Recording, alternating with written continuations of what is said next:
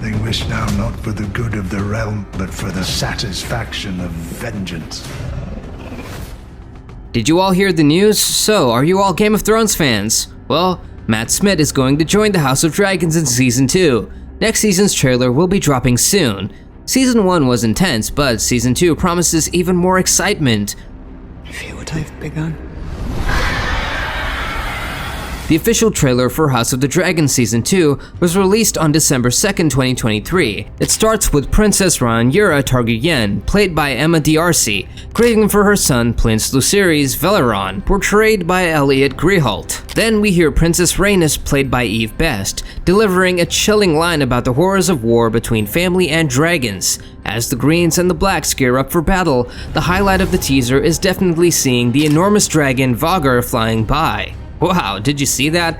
We're right in the middle of the action. Swords clashing, armor shining, and drama everywhere. Did you catch that line about crushing the enemy's head? So intense. And the music, it's getting us all hyped up for the action.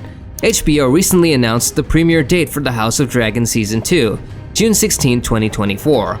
Along with the announcement, HBO dropped 2 new trailers, one for Team Green led by Alicent, which supports King Aegon and the Hightowers, and one for Team Black, which supports Queen Rhaenyra and the Targaryens. These trailers highlight the rivalry between 2 factions as they vie for control of the Iron Throne. The premiere will be on Sunday, June 16th at 9/8C on HBO and Max. The trailers emphasize the slogan "All must choose," underscoring the divide among fans. Additionally, a trailer teaser introducing the longer trailers was released, showcasing the anticipation surrounding the upcoming season. This show is generating significant buzz with trailers for its trailers. But do you know what's really gripping? When all reason is gone and all that's left is the urge to fight. They say war is tough, but man does it make a great story. And June 16th is coming fast. We are ready for battle mode. It's not just about swinging swords and casting spells this season, it's more about strategy, alliances, and the details of war. You can't just charge in and expect to win without a solid plan, so rallying other houses, getting resources, and forming alliances, that's where the real challenge lies.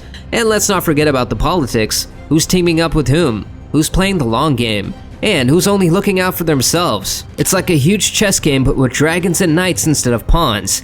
And with the Targaryens involved, things are getting even more interesting. It's still early in their rule, so there's bound to be lots of drama and power struggles ahead. It's kind of like a mission to make friends from Westeros to Essos, but instead of having a nice chat over tea and cookies, it's about convincing other houses to join our side. Everyone needs to pick a side because the fate of the realm is on the line. Even the Iron Islands might want to get involved, even though they usually like raiding more than making friends. Well, if you can't fight against them, you might as well join them, right? So let's watch the screen trailer and see what the other side is up to. We will prevail and bring forth peace. But you must accept that the path to victory now is one of violence. The tension is really building up. The fight for power and revenge is intense, and it's all about to explode. The stakes are sky high, and the alliances are changing faster than the weather in Westeros. Who will win in the end? We still have to watch to find out whether this will be a story of victory or a huge tragedy.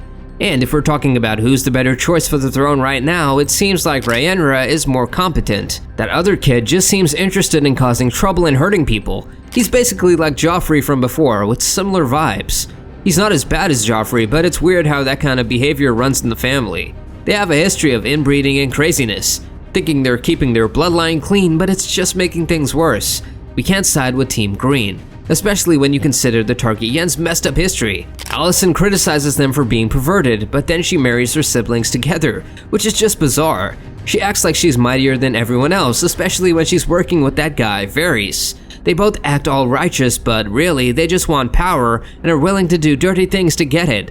It's a Game of Thrones, so we're excited to see the drama unfold. Most of the fans are definitely with Rhaenyra because she wants revenge for her child's death, which makes sense. But the Hightowers don't care who's on the throne as long as they have the power. The budget for this show must be huge considering how well they've portrayed the dragons.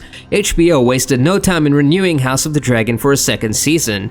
Just 5 days after the premiere of Season 1, HBO officially gave the green light for Season 2. They referenced the impressive audience numbers for the first episode, which drew nearly 10 million viewers on its first night, making it the largest audience ever for an HBO show. Over the first 5 days, it accumulated over 20 million viewers across linear, streaming, and on-demand services. However, the renewal for House of the Dragon took longer than it did for Game of Thrones, which was renewed for a second season just 2 days after its premiere in 2011. Although there haven't been any further season renewals, George R.R. Martin has previously mentioned that he believes it'll take 4 full 10-episode seasons to cover the story laid out in the books that the series is based on, namely on 2-volume Fire and Blood series. It just seems like House of the Dragon is following a similar path to Game of Thrones, at least in terms of episode quantity. However, let's hope it doesn't follow in terms of quality as well. In March 2023, Deadline reported that Season 2 would have 8 episodes, down from the 10 episodes in Season 1. HBO CEO Casey Bloys confirmed this on November 2nd, 2023. While some may think that Warner Bros. Discovery cutting costs should be the reason for the shorter season, HBO representatives insist that the decision was based on the story. The good news is that shortening Season 2 because of the story also increases the likelihood of a Season 3 renewal. This means that the series might run for up to 4 seasons to cover all the source material. As Season 2 of House of the Dragon shifts focus to the Targaryen Civil War, known as the Dance of the Dragons, things are slowing down a bit. This season will introduce several new characters, adding depth to the story. Variety reported in April 2023 that Gail Rankin had been cast as Alice Rivers. Alice is known as the Witch Queen of Harrenhal and becomes an important figure among the Greens faction. Additionally, Simon Russell Beale will play Sir Simon Strong, the great uncle of Lord Larry Strong, who is portrayed by Matthew Needham. Meanwhile, Freddie Fox will star as Sir Gawain Hightower, the brother of Queen Alicent Hightower and the son of Otto Hightower. This makes him the uncle of King Aegon, Queen Helena, and Prince Aemond. Abubakar Salim will also join the cast as Alinaf Hull, a sailor in the Valerian fleet who served in the Stepstones campaign. As for filming locations, Season 1 was shot in various places across Europe, including England, Spain, and Portugal. Season 2 is expected to film in the same locations, with Spain being the only confirmed location as of October 2022. In the Season 1 finale of The House of the Dragon, things got intense. Princess Rhaenyra's Targaryen informed Princess Rhaenyra and Prince Daemon Targaryen about King Viserys' death and Aegon's coronation by the Greens. Rhaenyra lost her daughter in premature labor upon hearing this news. While Daemon wanted to go to war immediately, Rhaenyra wishes to wait, not wanting to rule over a destroyed kingdom. Hand of the King Otto Hightower arrived at Dragonstone with peace terms on behalf of Aegon, which Rhaenyra agreed to consider. Meanwhile, the Blacks were gathering support from Westerosi lords for Rhaenyra's claim. Lord Corlys Velaryon declared his loyalty to Rhaenyra, and her son Jacaerys volunteered to deliver messages to other lords. However, tragedy struck when Rhaenyra's son was killed by Aemon Targaryen during a confrontation at Storm's End. The season ended with Daemon delivering the devastating news to Rhaenyra, signaling the start of the Dance of the Dragons. Each season looks better than the last, probably due to more experience and money. We think we're in for some incredible dragon fights and war scenes. Unlike Game of Thrones, which involved a lot of political maneuvering, this one seems like it'll involve more battles because the war is so close, and we're excited to see it. How about you? Let us know in the comments. Don't forget to hit the like and subscribe button, and we'll catch you at the next one. Bye!